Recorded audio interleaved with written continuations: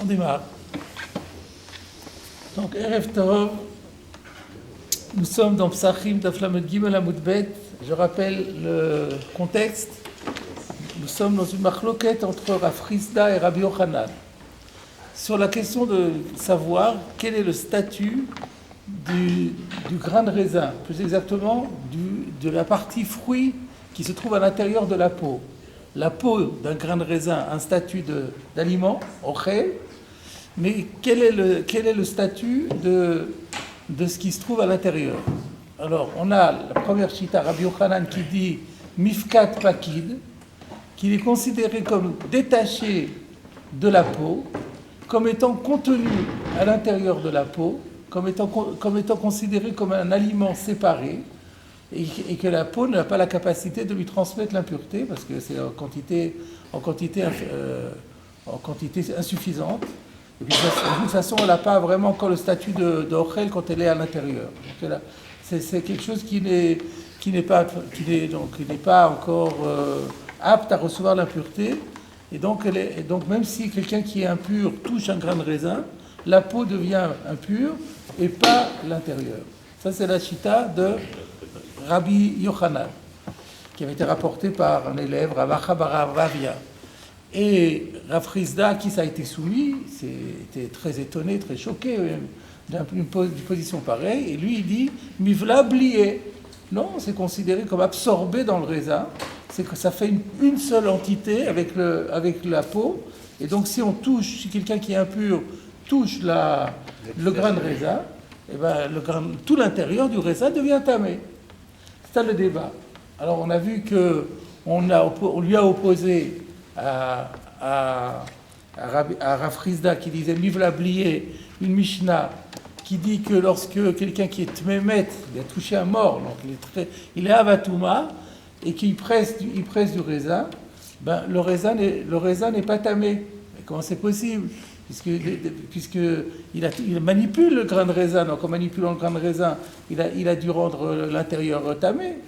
Alors qu'est-ce qu'il a répondu?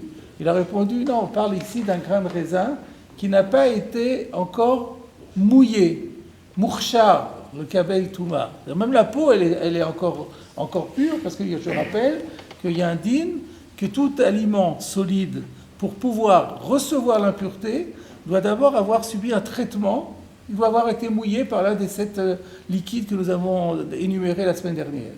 Et là, on parle d'un cas où il n'a pas encore été mouillé. Quand est-ce qu'il va être mouillé? Quand on va commencer la presse. Et donc là, effectivement, dès qu'il y a du jus qui sort, ce jus va mouiller le grain, et ça va le rendre mekabel touma.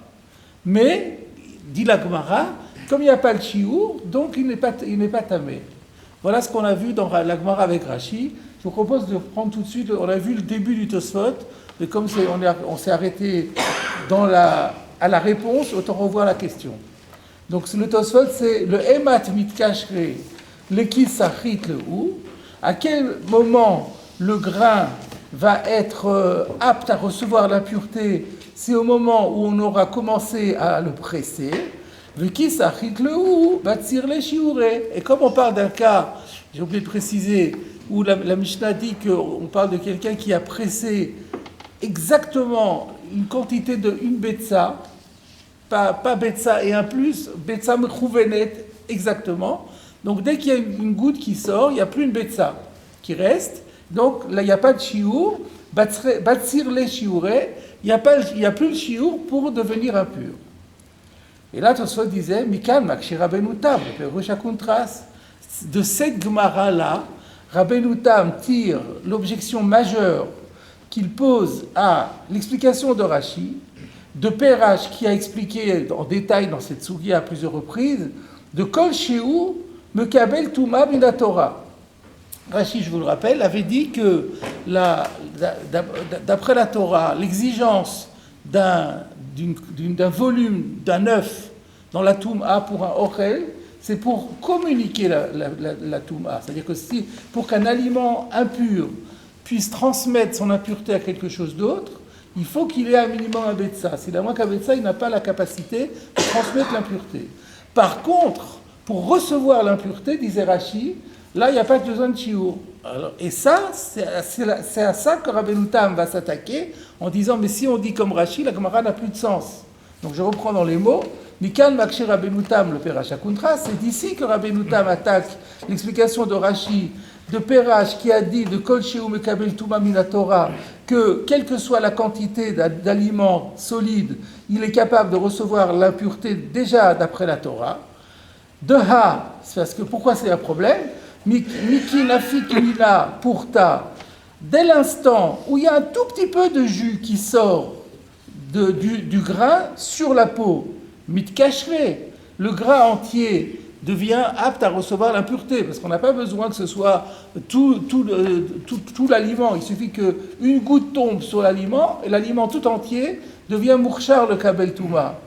Et donc, à partir de ce moment-là, Miyad Mekabel Touma, Kol Anishar, alors automatiquement, lorsque, sous-entendu, la personne qui presse, dont on a dit qu'il a touché un mort, donc il est Avatouma, dès qu'il manipule les grains de raisin, eh ben, le grain de raisin reçoit l'impureté, Kol Anishar, tout ce qui reste, à part la goutte, tout ce qui va rester dans la presse, va recevoir l'impureté.